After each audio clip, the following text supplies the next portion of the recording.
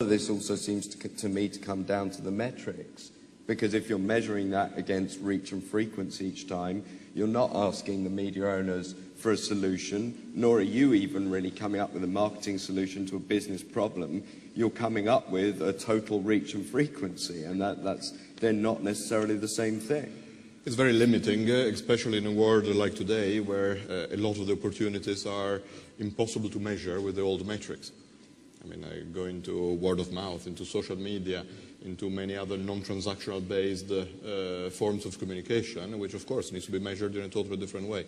But I just wanted to go back to the media owner part, because I think there was a connection between the two discussions.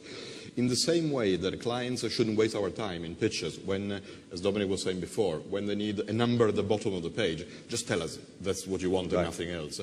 We should do the same sometimes with media owners, and instead of briefing the world and wasting their time on millions of opportunities, we could brief better, get less, which is what we need, and that would be a better relationship. Interesting. And I'm sure that we're guilty of doing that, and we behave like our clients sometimes. You mentioned social media, and it's such a hot topic right now. I feel like we ought to talk about it a little bit. I mean, how real is it, as far as you guys are concerned, in terms of the programs you devise? How big a part of your business is it?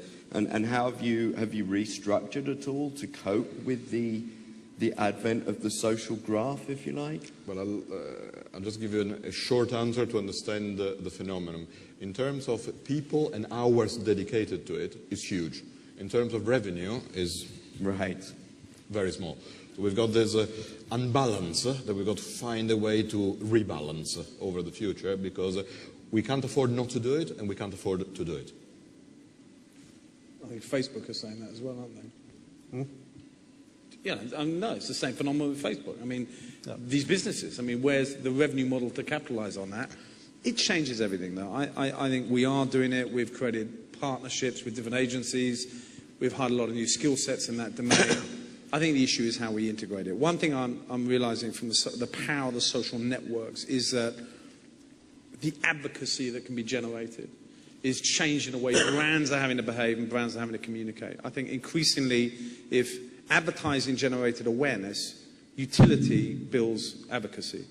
And we're having to see more brands focus on their utility. Think about the iPhone. Think what Apple have done. Think what Microsoft have done with Zoom. We're seeing great successes where brands are integrating a high level of utility, and through the social media, through the communities, through the bloggers, this is becoming a much more powerful phenomenon than conventional advertising for a brand.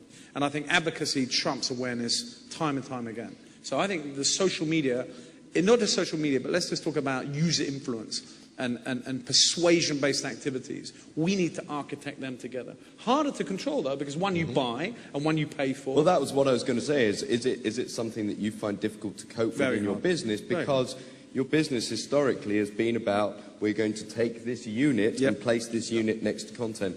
This is about control.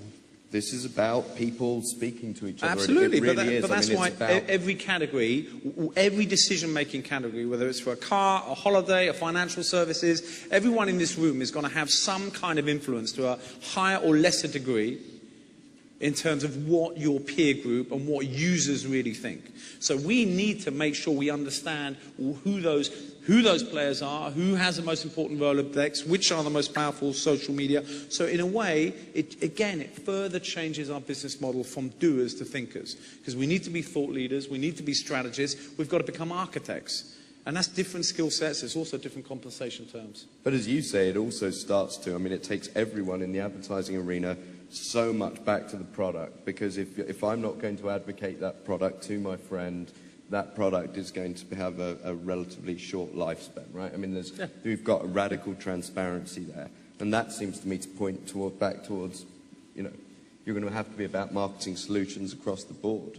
Do you feel that the media agency has got any closer to being, because again, it's a conversation we've had for 5 years, we're going to have to be channel planners, we're going to have to be marketing thinkers, we're going to have to be a marketing agency.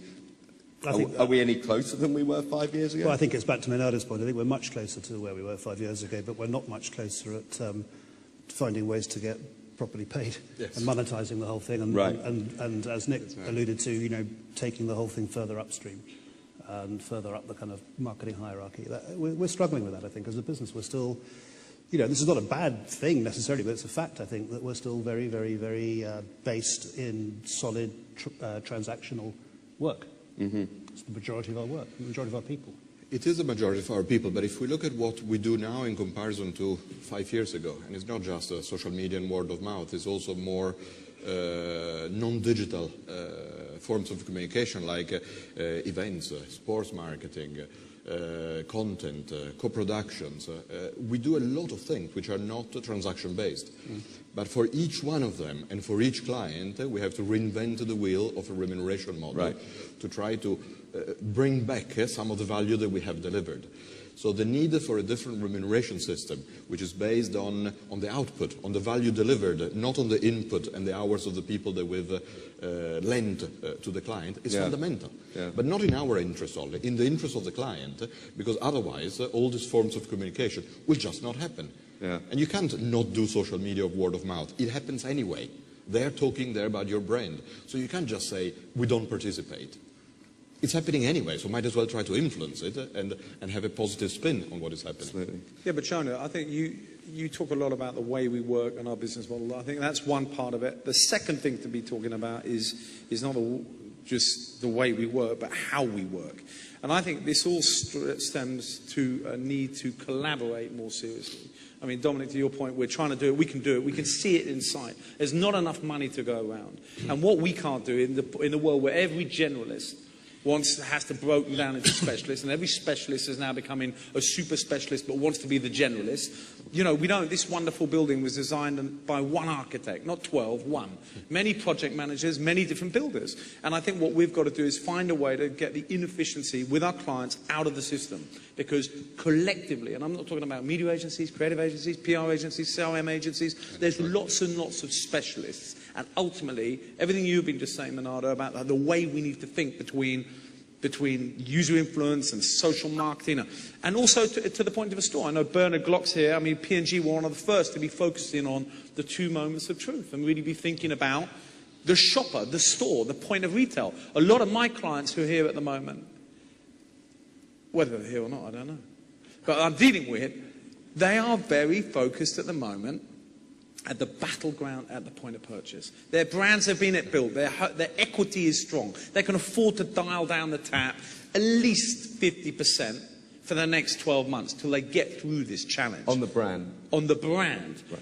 Not exactly. It's a mixed change. It's not about spending less. They are being forced further down the funnel to the point of battle, which is what are consumers doing as customers? What are they doing as customers? How are they behaving when they're in the store, at the point of retail, or they're online? And again, how well do we integrate our efforts with the shopper marketing? How well do we integrate media owner activities in an integrated way right through to the point of purchase and data capture? I mean, again, it's a very challenging space. So I think it puts more pressure actually on the client community in terms of how to re-architect their agency models when they have to be much more efficient. And then, as you say, most of the agency models, even at the holding company level, are still very fragmented. And yet, we've all got, in the US anyway, we've been reading a lot about the Dell model now being reintegrated back into Y&R because, and again, was that a design fault or was that a timing issue with the economy? I was going to say that seems somewhat unfortunate to me because that may be a one-off that was specific to the way that was built that might not say that it's I agree.